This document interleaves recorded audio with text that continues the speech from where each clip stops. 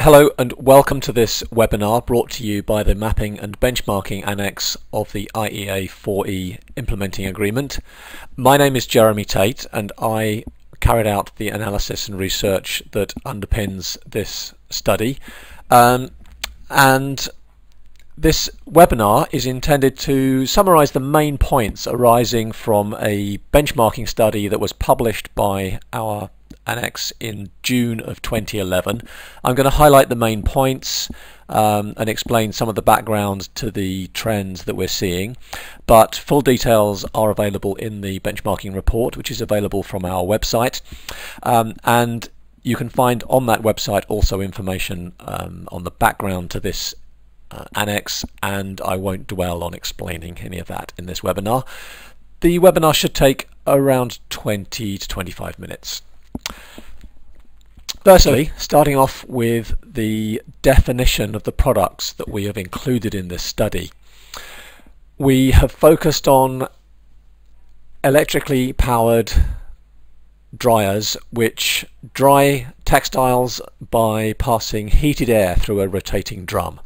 So we have deliberately excluded drying cabinets and other types of drying equipment, and we are including both vented and condensing dryers, and that means dryers that use air-to-air heat exchangers to condense the moisture, and also heat pump dryers.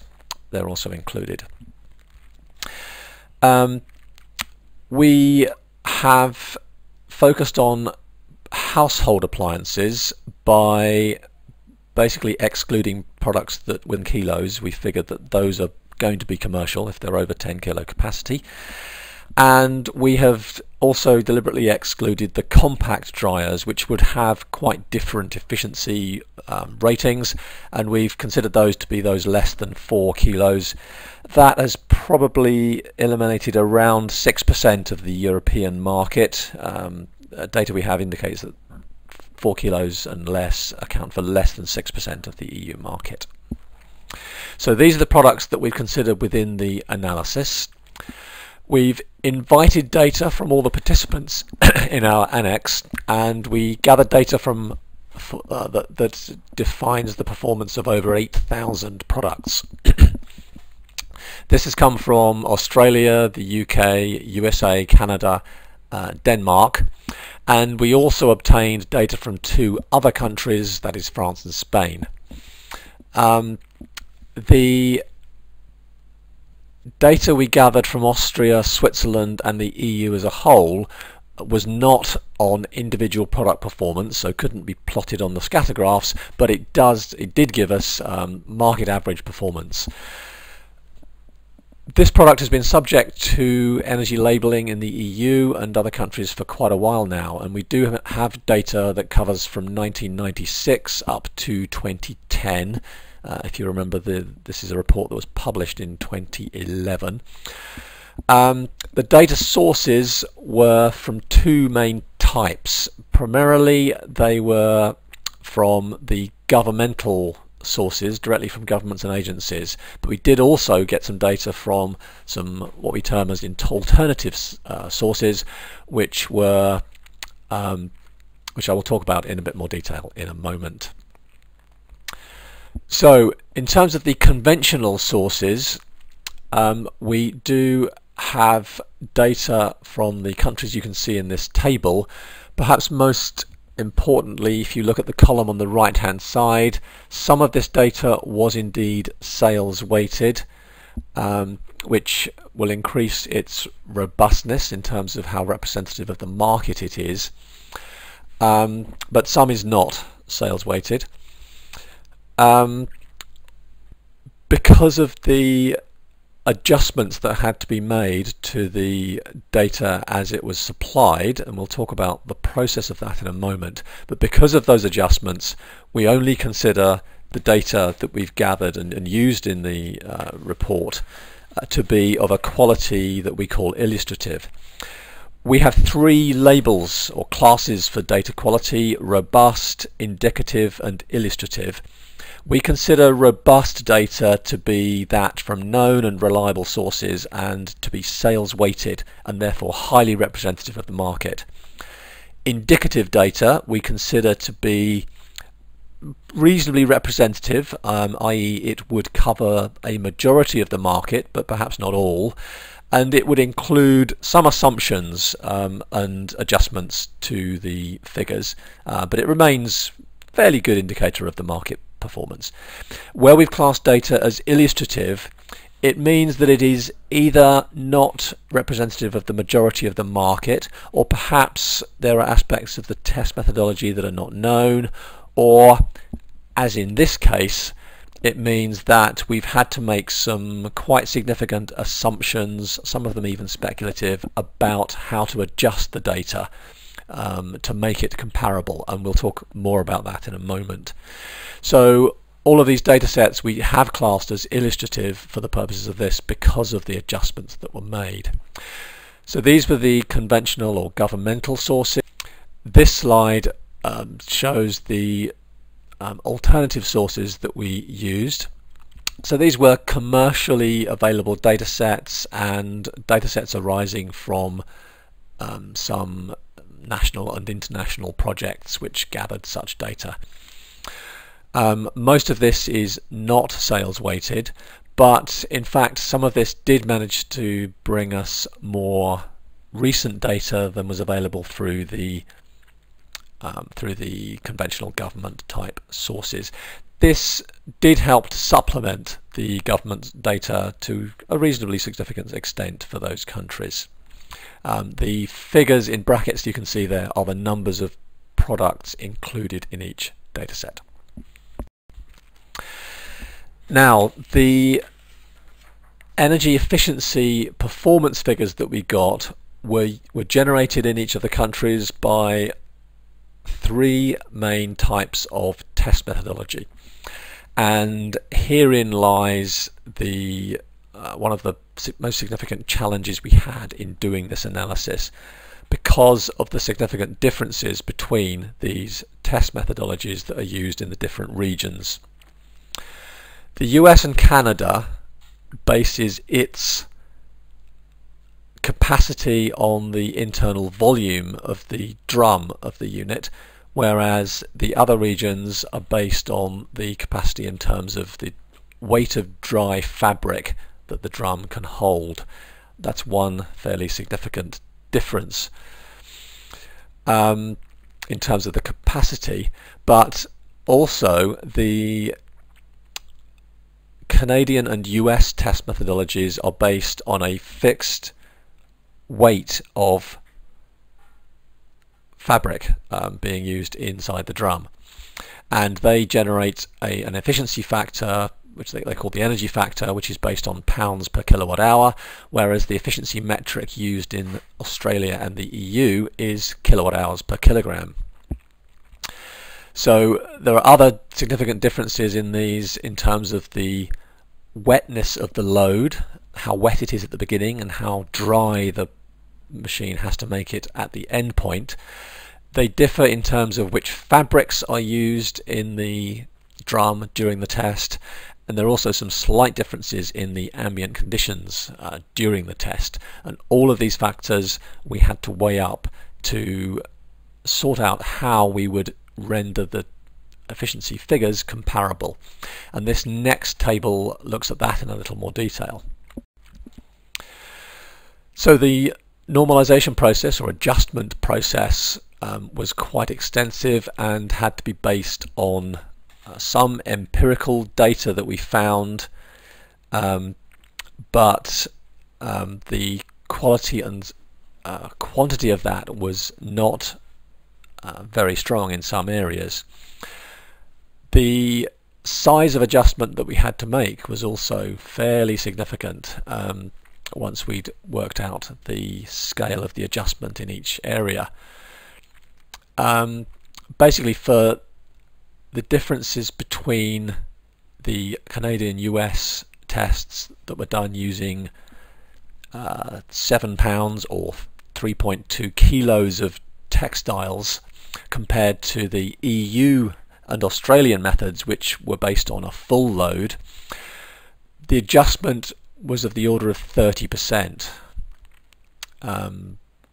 with the in order to normalize the adjustments to the North American approach. So we had to adjust the efficiency figures of Australia by 31% and adjust the figures of EU by around 36%. Moisture was another fairly significant factor in the adjustments. We have significant differences in the wetness at the beginning and the dryness at the end. And Australian data, we had to reduce the energy consumption figures by 29% to render them equivalent to the EU levels. We had to reduce the Canadian and USA data by 8% to bring it comparable to the EU. On fabric type, a lower adjustment necessary, but because the Canadian and US tests are done using a mixed cotton and man-made fabric test, those figures from Canada and USA had to be increased by around 5% to make up for the higher energy required to dry cotton fabrics. And there's a slight adjustment due to the differences in ambient temperature and humidity in those different test methodologies. So significant normalization, bigger adjustments than we make with some of the other products that we cover. But we did feel that this gave test results that were reasonably comparable, but bear in mind that there are some significant adjustments, and the data is considered as illustrative on our data quality scale for these reasons.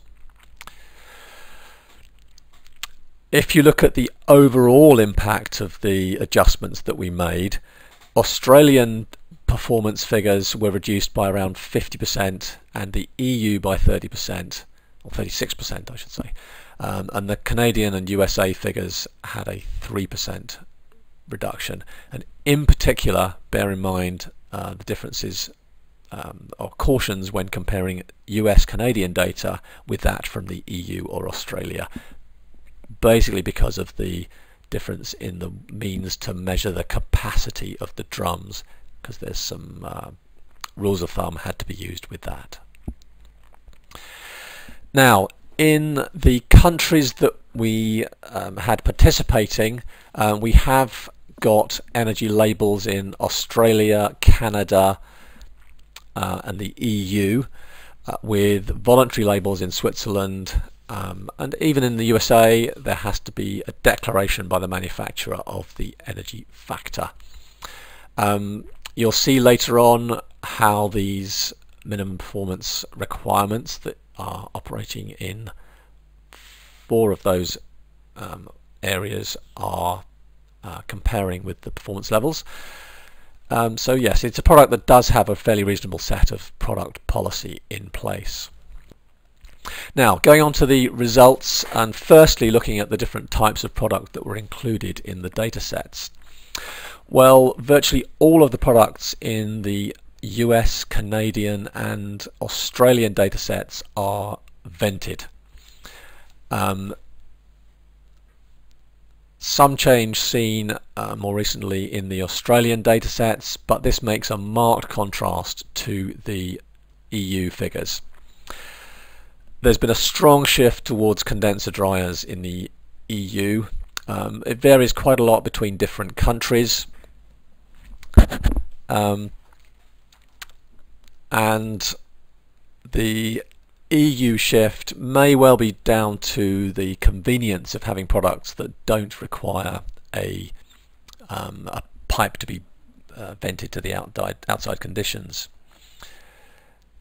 But also, conceivably, there is an allowance built into the EU energy labels for condensing dryers, and that may have encouraged more use of condensing dryers to exploit that.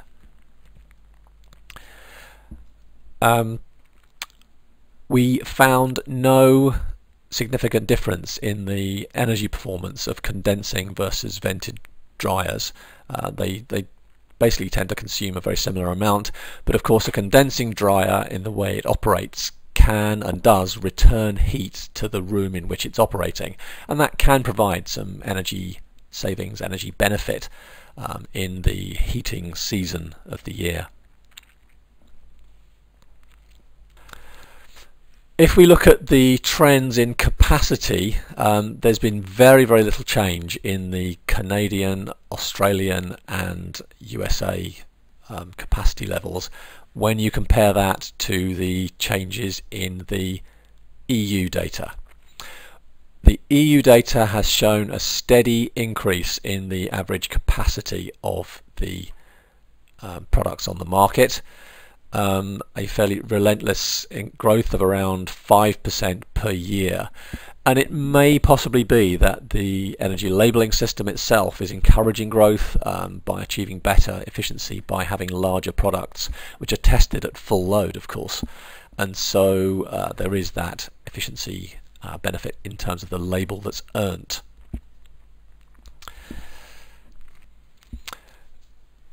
Now if we look at the energy efficiency in terms of kilowatt hours per kilogram of load, we see a very static picture coming out from the Canadian and US dryers.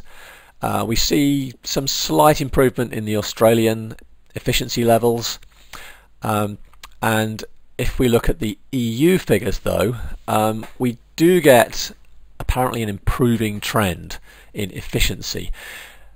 Bear in mind that, as we've just seen in one of the previous graphs, the capacity, the average capacity of EU dryers has been increasing, and therefore to an extent you might expect to see some increase in efficiency as a result of that. And we've not been able to separate that factor in this measure of improvement.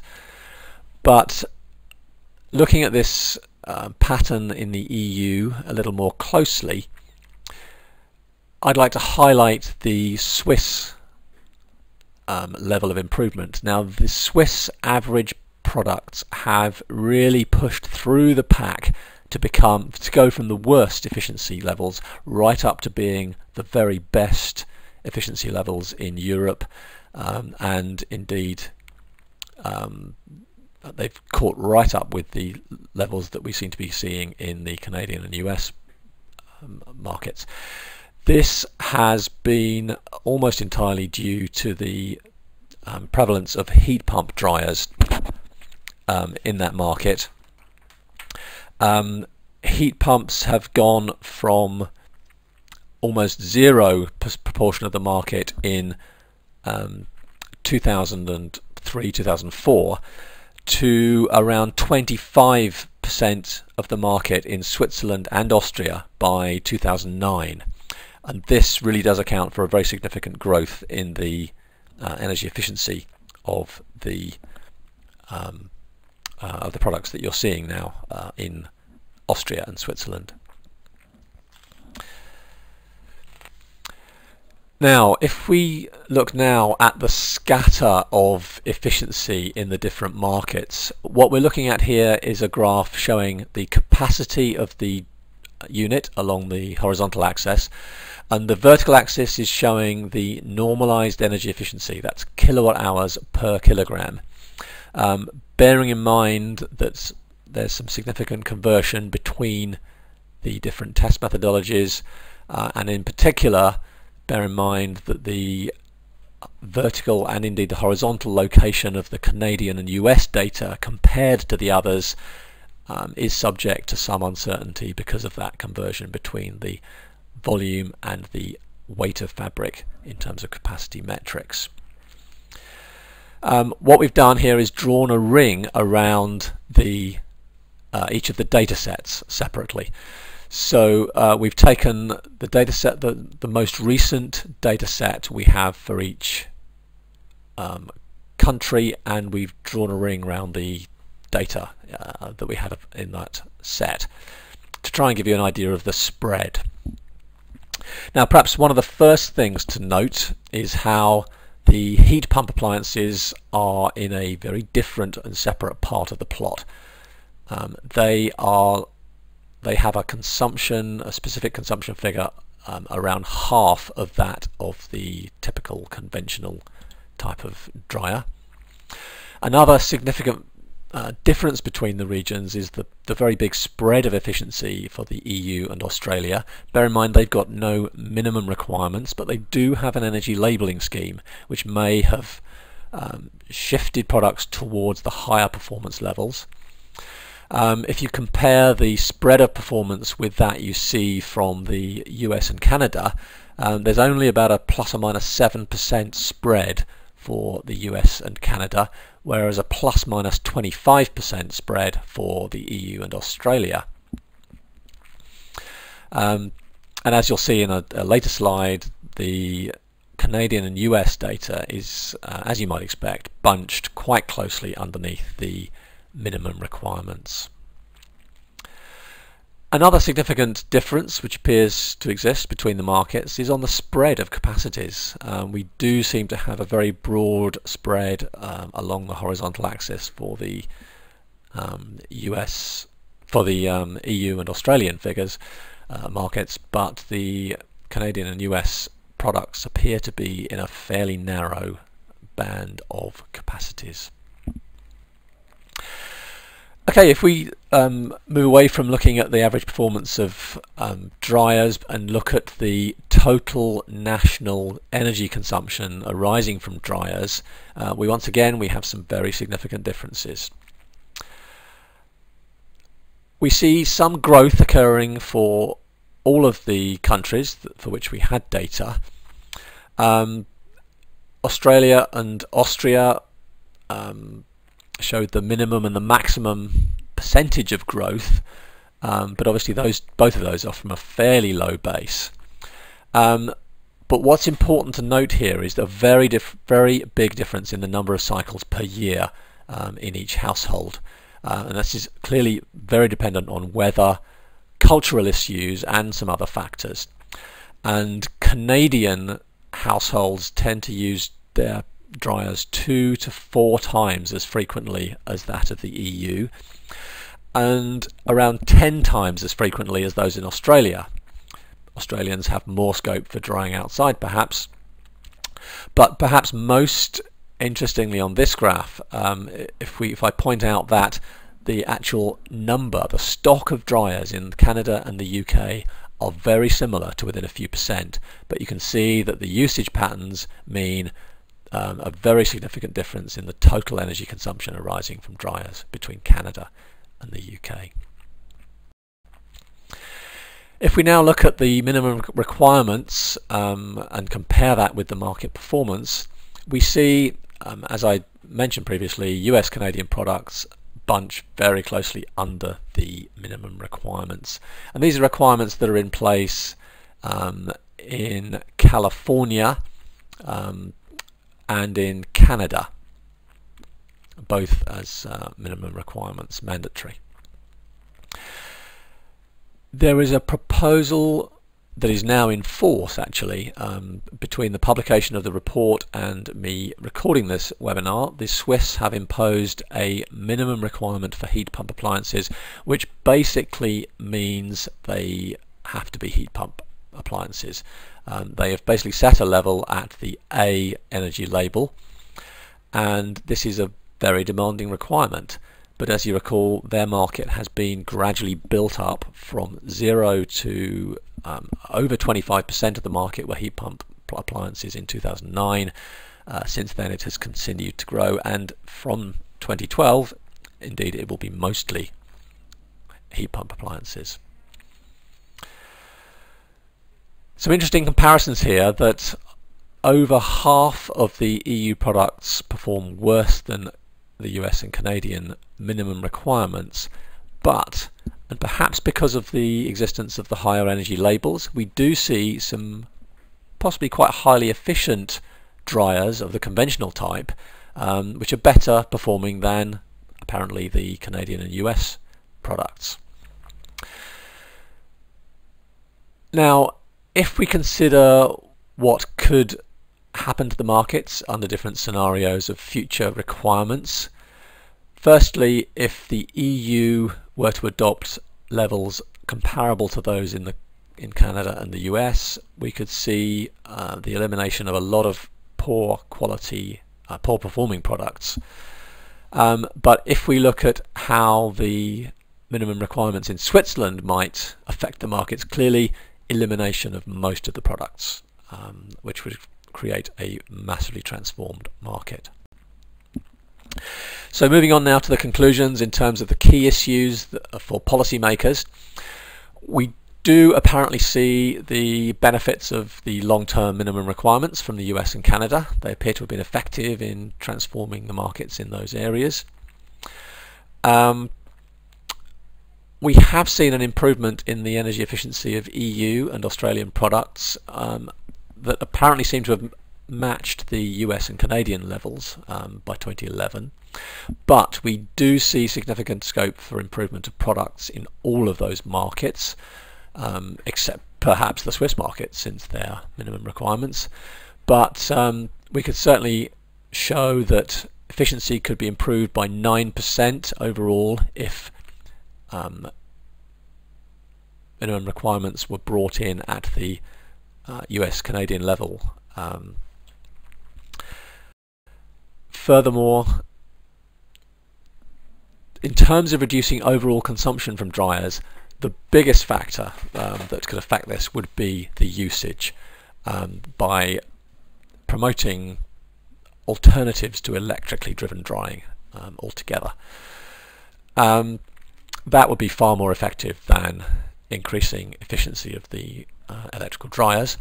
But having said that, widespread adoption of heat pump dryers could significantly cut overall performance, and we are seeing that products are consuming half the energy if they are heat pump products compared to conventional dryers. If the Swiss example was to be followed by other markets, it would cut consumption for dryers by around 60%. So if you do have any questions about what we've presented in this webinar, and indeed what's been published in the benchmarking study report, please do get in touch with us. We do welcome your feedback and comments. There is far more information available on the website of the Annex, and that's where you will find also the report I've been talking about. If you wanted to get in touch, the email addresses are on this slide, and we hope you found this of some interest, and we look forward to bringing you results on other products in the future. And as I say, please do get in touch if you have any questions. Thank you for your time.